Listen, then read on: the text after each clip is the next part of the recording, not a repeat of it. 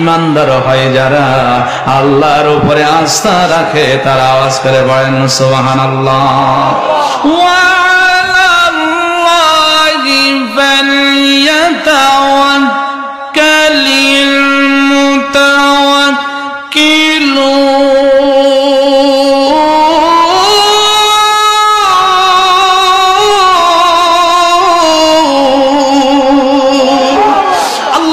যারা তাওয়াক্কুল করে, আল্লাহর উপরে যারা ভরসা করে, আমার আল্লাহ তাদেরকে নিরাশ করেন না। ওয়া মাইয়া তাওয়াক্কাল আলাল্লাহি ফাহুয়া হাসবু। আল্লাহর উপরে ভরসা করে যারা, আমি আল্লাহ তাদের জন্য যথেষ্ট হয়ে যায়। একটা আওয়াজ করে বলেন সুবহানাল্লাহ। এখন প্রশ্ন হতে পারে, সাইফুল্লাহ সিদ্দিক জীবনকে বাজি রেখে আমরা হক কথা বলবো, চাঁদাবাজির বিরুদ্ধে কথা বলবো, জিনার বিরুদ্ধে কথা বলবো, অপসংস্কৃতির বিরুদ্ধে কথা বলবো, জুলুমের বিরুদ্ধে কথা বলবো, জীবন বাজে রাখবো। অনেক জায়গায় দেখা যাচ্ছে ওলামায়ে কেরাম আক্রমণ হচ্ছে। এই মাহফিলে এখন চাঁদাবাজির বিরুদ্ধে কথা বললেও কিছু ভাইয়েরা অসন্তুষ্টির ছাপ তাদের মুখের মধ্যে দেখা যাচ্ছে, তারা বাধা দিচ্ছে। আমার ভাইদেরকে আমি বলি, ও আমার কলিজার টুকরা যুবক ভাইয়েরা, মুরব্বী বাবা যারা সন্তান হিসেবে আমার হাতকে আপনাদের কদমের সামনে প্রসারিত করে দিয়ে বলে যাচ্ছি, ওলামায়ে কেরামরা জাতির কখনো অকল্যাণ চায় না, জাতির কল্যাণ চায়, জাতির কল্যাণ চায়। আমরা চাই কি চাই না এই সমাজ থেকে চাঁদাবাজ বন্ধ হোক? কথা বলেন না কেন? জুলুম বন্ধ হোক, জিনা বন্ধ হোক, চাই কি চাই না?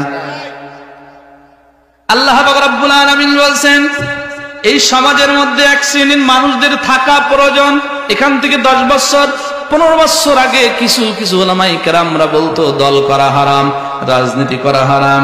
কিন্তু আমার আল্লাহ 1450 বছর পূর্বে কোরআনে কারিমের মধ্যে কি বলছেন? 3 নম্বর সূরা, সূরার নাম সূরা আল ইমরান, হিফজুল কোরআন 4 নম্বর পারা 2 নম্বর পৃষ্ঠার মাঝের দিকে আল্লাহ রাব্বুল আলামিন বলেন, ওয়ান তাকুম মিনকুম উম্মাতুন ইয়াদউনা ইলাল খায়রি ويأمرون بالمعروف وينهون عن المنكر وأولئك هم المفلحون।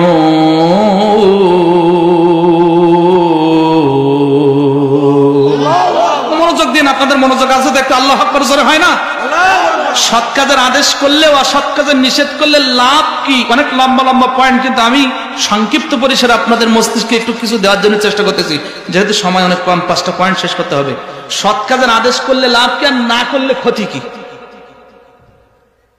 আমার আল্লাহ বলেছেন, ওয়াল তাকুম মিনকুম উম্মাহ, সমাজের মধ্যে, রাষ্ট্রের মধ্যে, এলাকার মধ্যে একটা দল থাকা উচিত। উম্মাহ মানে দল, উম্মাহ মানে সম্প্রদায়, উম্মাহ মানে অর্গানাইজেশন, উম্মাহ মানে সম্প্রদায়, সংগঠন। আল্লাহ বলছেন কিছু মানুষদের থাকা উচিত, তাদের উদ্দেশ্য হবে কি? উম্মাতুন ইয়াদউনা ইলাল খায়র। এই সমাজে আপনাদের এলাকার যুবক ভাইরা একটা সংগঠন রয়েছে, সমাজ কল্যাণ সংগঠন।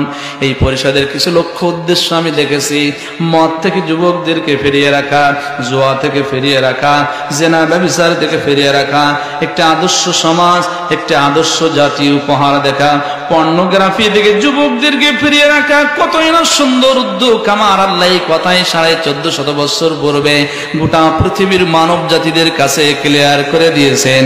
এই সংগঠনের মানুষেরা মানুষদেরকে কল্যাণের দিকে ডাকবে, সৎ কাজের আদেশ করবে, অসৎ কাজের নিষেধ করবে।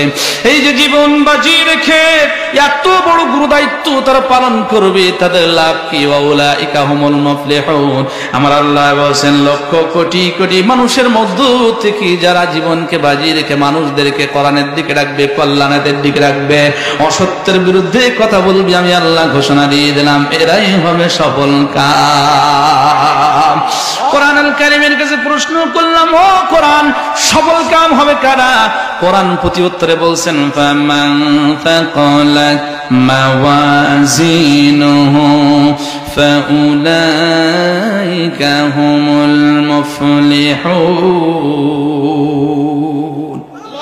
আরেকটু জোরে বলা কেন? আল্লাহু আকবার। ডান হাতে আমলনামা যাদের উঠবে, যাদের নেকির পাল্লা ভারী হবে, তারাই হবে সফল কাম, তারাই হবে জান্নাতি। আওয়াজ করে পড়েন সুবহানাল্লাহ। নবীজি আমার বলেন, মান কানা মিনকুম মুনকারান ফালইউগাইয়িরহু বিয়াদিহি ফাইল্লাম নাস্তাতি ফাবিলিসানিহি ফাইল্লাম নাস্তাতি ফাবিকলবিহি ওয়া যালিকা আযআফুল ঈমান। তোমাদের কারো সামনে যদি কেউ অন্যায় কাজ করে, যদি তোমাদের হাতে শক্তি থেকে হাত দ্বারা প্রতিহত করো, যদি হাত দিয়ে প্রতিহত করার যদি শক্তি সাহস তোমাদের না থাকে, মুখ দিয়ে তোমরা জবান দিয়ে প্রতিবাদ করো, জবান দিয়ে যদি প্রতিবাদ করার দুঃসাহস যদি তোমাদের না থাকে, অন্তরে অন্তরে ঘৃণা করো এবং এই অন্যায় কিভাবে দূরীভূত করা যায় তোমরা সেই অন্তরের মধ্যে জল্পনা কল্পনা করে আওয়াজ করে পড়েন সুবহানাল্লাহ। এবার আসেন সৎ কাজের আদেশ অসৎ কাজের নিষেধ না করলে সমাজে কি অবক্ষয় হতে পারে, সমাজের মানুষের কি অধঃপতন হতে পারে। আল্লাহর কোরআন নবীর হাদিস কি বলছেন? হযরত বারা ইবনে আযিব রাদিয়াল্লাহু তাআলা আনহু থেকে বর্ণিত হাদিস, নবীজি আমার বলেন, যেই জনপদের মানুষেরা মানুষদেরকে সৎ কাজের আদেশ করবে না, অসৎ কাজে নিষেধ করবে না, ওই জনপদের মানুষের উপরে আমার আল্লাহ রাগান্বিত হয়ে জালেম শাসক ক্ষমতার মসনদে চাপিয়ে দেবেন। কথাগুলো খুব মনোযোগ দিয়ে শুনেন, আর বিগত 16টি বছরের কথা চিন্তা করবেন, আর সামনের দিকে অগ্রসর হবেন যে আসলে সৎ কাজের আদেশ করার দরকার আছে না নাই, অসৎ কাজের নিষেধ করার দরকার আছে না নাই। নবীজি বলছেন, যদি সৎ কাজের আদেশ না করে ওই জনপদের ওই সম্প্রদায়ের মানুষের উপরে আল্লাহ জালেম শাসক চাপিয়ে দেবেন। এই জালেম শাসক ক্ষমতার মসনদে বসে 2 দফা কাজ করবে। জোরে বলেন কয় দফা? একটা হাতটা নাড়িয়ে দাঁড়িয়ে বলেন তো কয় দফা? সূরার নাম সূরা নামল, হিফজুল কোরআন 19 নম্বর পারার 18 নম্বর পৃষ্ঠার প্রথম দিকে আল্লাহ পাক রব্বুল আলামিন জালেমের সেই দফাকে কি কর্মসূচি সে কার্যকর করবে আল্লাহ তাআলা গোটা পৃথিবীর মানব জাতিদের কাছে ক্লিয়ার করে দিয়েছেন। ক্বালাত ইন্নাল মুলুকা ইযা দাখালু قرية نفسدوها وجعلوا أعزة أهلها ذلة وكذلك يفعلون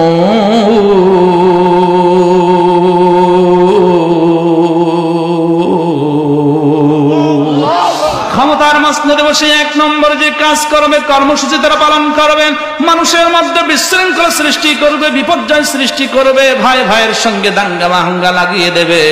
দ্বিতীয় নম্বরে ওই সমাজে ওই রাষ্ট্রের ওই এলাকার যারা সম্মানিত ব্যক্তি থাকবে, আল্লাহর পছন্দনীয় ব্যক্তি থাকবে, মাহবুব বান্দা থাকবে, এদেরকে অপমান করার চেষ্টা করবে, অপদস্থ করার চেষ্টা করবে, লাঞ্ছিত করার চেষ্টা করবে, বঞ্চিত করার চেষ্টা করবে। বিগত দিনে আমরা দেখেছি নিজেদের মধ্যে কামড়া কামড়ি ময়দানে কেউ ছিল না, কিন্তু নিজেরা ক্ষমতার চেয়ার ভাগাভাগি করার জন্য কামড়া কামড়ি ছিল কি ছিল না? যারা বলেন ছিল কি ছিল না? বিগত 16টি বছর চোর, বদমাইশ, তোর অবদ্ধ, জেনাকারী, ব্যভিচারকারী, ধর্ষণকারী তারা বাইরে বুক ফুলিয়ে ঘুরে বেড়াতো, কিন্তু হক্কানি ওলামায়ে কেরামরা জেলের মধ্যে বন্দী থাকতো। অতএব এই যে জালেম শাসক ছিল, এটা আমাদের অপরাধের কারণে আল্লাহ আমাদের উপরে চাপিয়ে দিয়েছিল। নবীজি বলছেন, আলেম ওলামা আল্লাহর খাস বান্দাদেরকে যে বন্দী করবে, অপমান করবে, সাধারণ মানুষের আল্লাহর কাছে দোয়া করো, আল্লাহ আল্লামা সাইদি খুব ভালো মানুষ ছিল, আল্লাহ অমুক ব্যক্তি খুব ভালো মানুষ ছিল, আল্লাহ অমুক আলেম খুব ভালো মানুষ ছিল, জেনার মামলা দিয়ে, ধর্ষণের মামলা দিয়ে, হত্যার মামলা দিয়ে তাকে বন্দী করে রেখেছে, আল্লাহ তাকে মাফ করে দাও।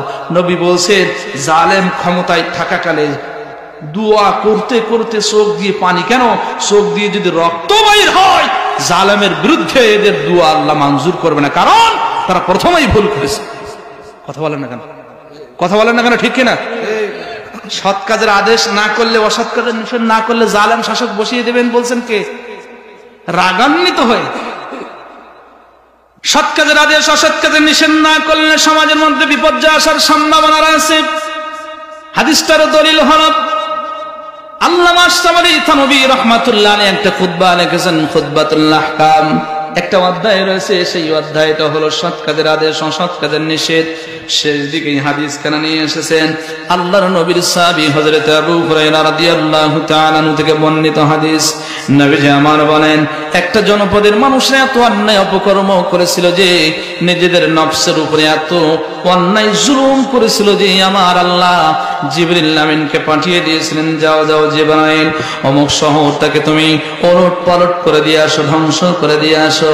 আল্লাহর নবী বলেন, জিবরাইল আলাইহিস সালাতু ওয়াস সালাম আসলেন, আসার পরে লক্ষ্য করে দেখলেন ওই জনপদের সকল মানুষগুলো অন্যায় অপকর্মের মধ্যে লিপ্ত, কিন্তু একজন মানুষ একটা নির্ধারিত একটা ইবাদত বندگির মধ্যে খানার মধ্যে বসে বসে কিছু সময় নফল নামাজ পড়ে, কিছু সময় তাসবিহ তাহলিল করে।